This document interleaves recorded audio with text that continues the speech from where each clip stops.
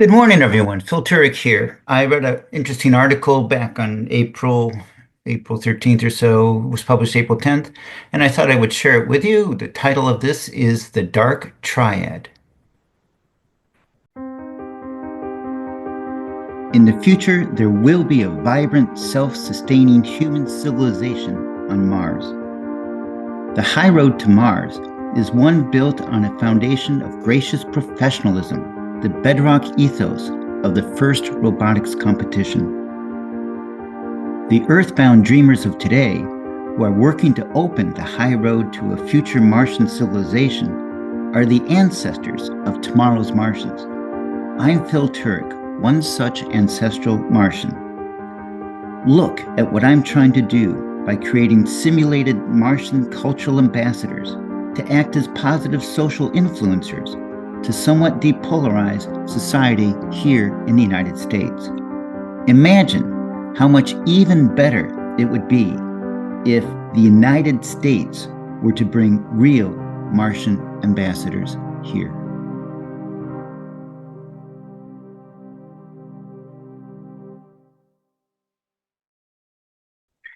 The Dark Triad is a definition used by researchers, psychologists to describe personality traits, three different personality traits that some of the population exhibits. And together, it's a kind of a potent combination. So the first is narcissism, the egotistical admiration of oneself. Everything is always all about me. Everything has to always be about me.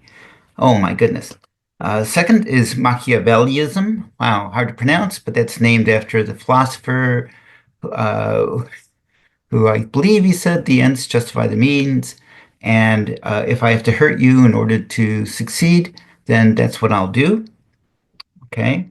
And then the third personality trait is psychopathy or psychopathy. Ooh, I don't know. But you don't feel empathy or remorse for other people. I don't care if I hurt you. It's all about me. I will hurt you in order to succeed for myself. So there you have it, the Dark Triad, a trio of personality traits that some of the population exhibit. So all of this comes from an article. The author is Arthur Brooks.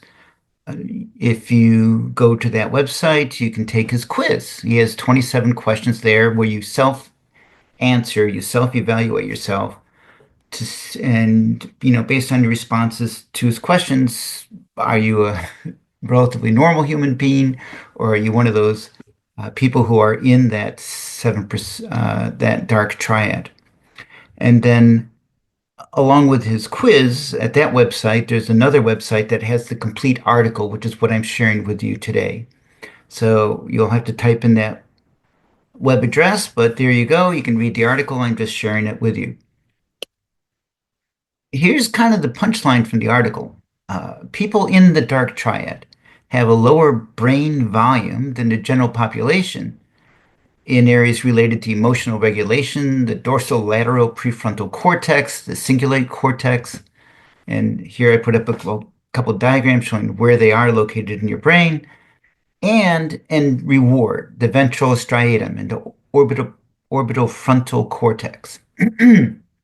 So it's a physical characteristic of people in this dark triad that we can recognize in brains. Now, here's the sad punchline is there's no cure for it. You can't increase brain volume for part of your brain. So the people who are in this dark triad are not reformable in the sense that, oh, they're going to grow into becoming empathetic towards other people. No, it's hardwired in that they're always going to be the way they are. And a characteristic of the people in this dark triad is a term that the researchers refer to as Darvo. They deny any wrongdoing or responsibility. They attack you instead of, taking responsibility for something, and they reverse who's the victim here, who's the offender.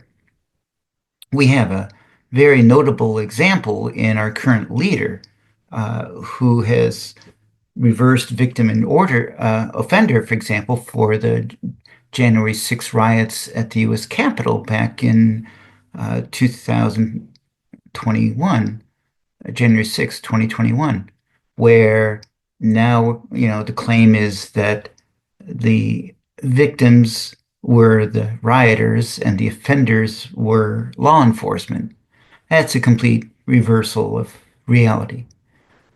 And our current leader, oh, I would say is a full-on representative of the Dark Triad, and that there's no hope for reforming him. That's the point of this article, or one point of the article, is that it's based on brain volume in those areas, and you can't increase it. You can't make someone uh,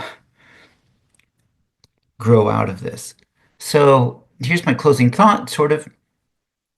The researchers say about 7% of the total population is in the Dark Triad. You could take the quiz yourself.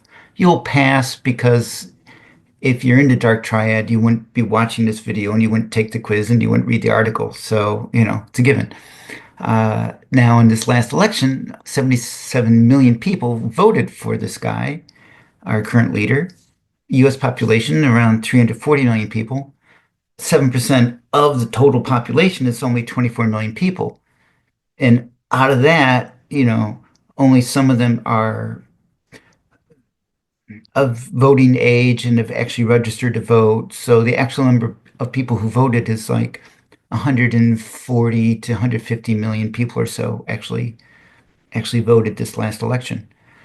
The point I'm trying to make is how do you account for all those millions of people who are not within the Dark Triad and yet buy into what our current leader spews forth? So it's like herd following, I would say. And the people who are there, like in his cabinet, I don't know if they're all members of the Dark Triad, but if you have 24 million people, you can find them, right? You can find 2 dozen people to fill high government offices in the executive branch out of 24 million, no problem. What I have always hoped was that the Republican Party as a whole would not um, disconnect their moral compass, because that's kind of what you have to do if you're going to go with the Dark Triad, right? You have to not care about hurting other people. You have to, in the case of MAGA, you have to choose to believe everything your cult leader tells you, uh, everything. So if he says, "Oh, it'd be stupid for me not to accept this $400 million free airplane," which is the current headline today,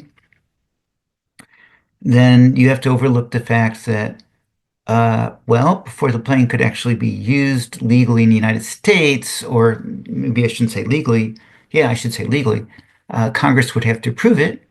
Of course, Congress is inclined to do whatever the cult leader says because they have a majority control of Congress.